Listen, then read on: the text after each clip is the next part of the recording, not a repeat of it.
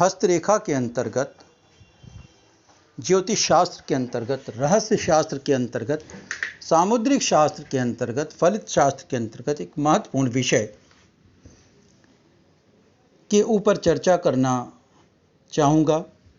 जिसे ज्योतिष शास्त्र में वाक सिद्धि कहा गया है। वाक का अर्थ होता है बोलना, और सिद्धि का अर्थ ये है किसी दैवी कृपा, दैवी अनुकंपा, दैवी आशीर्वाद के कारण, अथवा पूर्व जन्म के प्रारब्ध के कारण,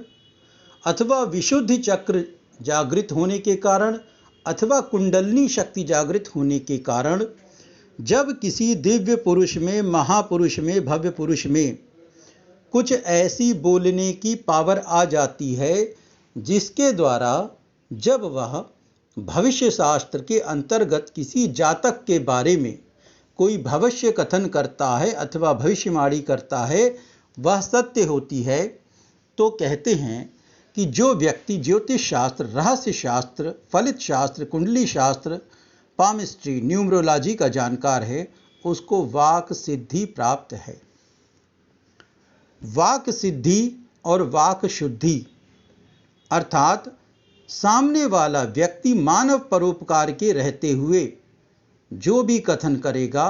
वह यदि सत्य हो जाता है तो यह कहते हैं कि सामने वाले व्यक्ति को वाक सिद्धि प्राप्त है। आप लोगों ने प्राचीन कथाओं में, पौराणिक कथाओं में, प्राचीन ग्रंथों में, लौकिक कथाओं में सुना होगा कि यदि कोई ऋषि किसी को श्राप देते हैं तो ये कहते हैं कि मेरा कहा हुआ असत्य तो नहीं साबित हो सकता, लेकिन यदि आप ऐसा करोगे तो ऐसा हो जाएगा। मेरा कहा हुआ असत्य नहीं हो सकता, अर्थात सामने वाले ने जो कह दिया वह होके रहेगा। उन व्यक्ति को उस विषय में जो कथन किया उनको वाक सिद्धि प्राप्त होगी। वाक सिद्धि का अर्थ है यदि सामने वाले ने कोई दुर्वचन कह दिया, कोई श्राप दे दिया, कोई बुरा कथन कह दिया, तो भी वह सत्य होगा। और यदि सामने वाले ने आप पर प्रसन्न होकर के कोई आशीर्वाद दे दिया, चाहे वह आयुष्मान भव, चाहे वह संतान भव, चाहे वह पुत्रवती भव,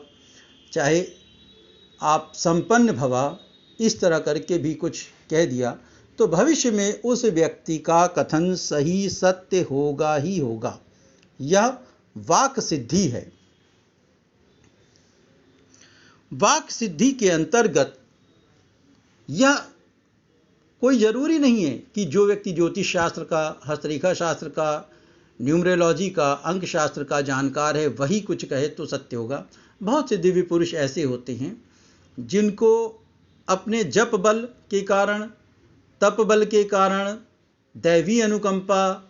या महान तप करने के कारण यदि कोई सिद्धि प्राप्त हो जाती है, दैवी कृपा, दैवी अनुकंपा, दैवी आशीर्वाद या पूर्वजों का आशीर्वाद प्राप्त हो जाता है,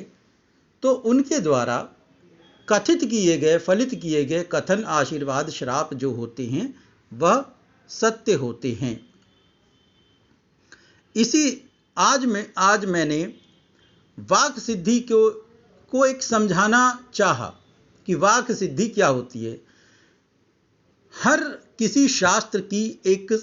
वोकैब्युलरी होती है, शब्दावली होती है, शब्द अर्थ होते हैं, जिसके अंतर्गत उन शब्दों का विशिष्ट प्रयोजन होता है, शिष्ट प्रयोजन